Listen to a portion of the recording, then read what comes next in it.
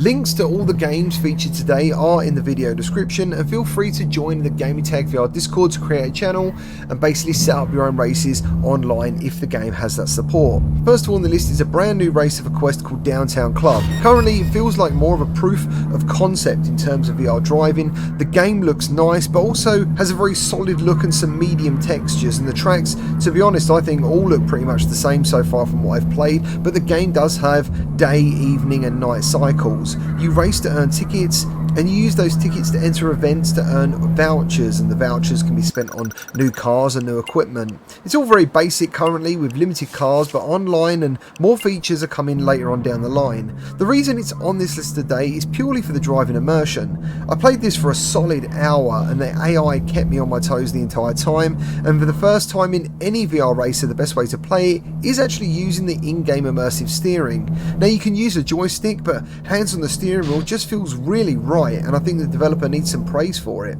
Since we don't have an actual steering wheel to use on Quest, Downtown Club proves this is easily one of the best ways to actually drive a car in VR.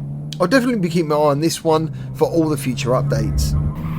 Oh, do you know what this reminds me of? And I know this is very, very old for most people. MSR Racing on the Dreamcast.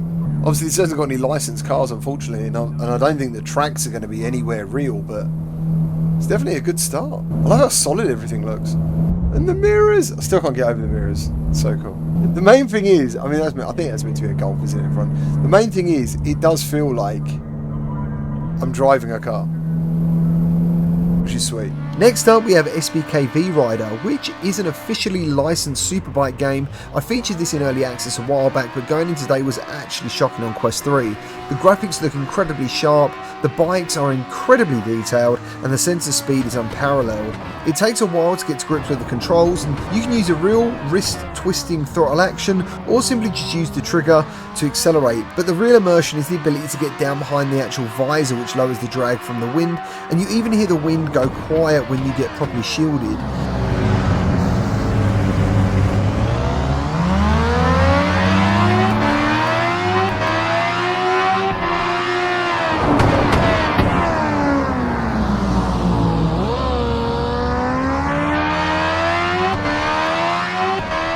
And this game is really active. You have to sit up to catch the wind to help slow you down into corners, leaning into corners, and it just makes this one of the best racing experiences I've had since Manx TT back in the arcades, but now obviously with the added immersion of VR. I seriously enjoyed my time with this today, and I really hope you guys have picked it up. If you have, let others know down in the comments what you think of it.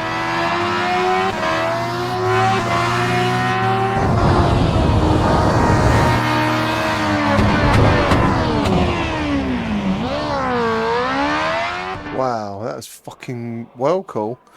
That was awesome. Next is a game I've been playing for well over a year, maybe even more, and I've never featured it on the channel as I felt this is really for retro gamers only. It's called Neodori Infinity, and it's a VR port of a flat game on Steam called Neodori Forever. I personally love the high frame rate and the drifting. You can switch between first person and third person at a click of a left joystick, and it's probably one of my most played games of all time on Quest.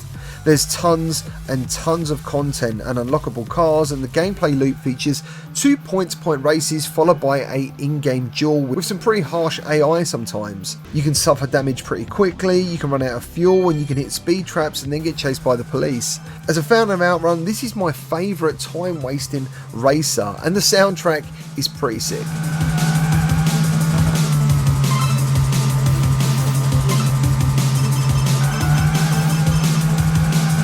Now the last game on this list is a super old game called Mini Motor Racing X. For those of you like me looking for that micro machines in VR, this is definitely the best yet, and the inclusion of an online Rocket League mode was such a surprise, and it was really great fun. While in the actual normal racing game you can change from first person to third person and an external world camera for that real micro machines look, and it plays great and it looks incredible. And I'm not sure if this is down to the pancake lenses on Quest 3, but I was genuinely taken back when I saw the world and the cars all at once. There's a lot of cars, tracks and obviously online modes, and I found myself playing this way more than I expected. I hope you find something to play on this list. If you do, please let me and others know down in the comments. If you enjoyed this video and it helps you, please leave a like and subscribe, and I'll see you on the next one.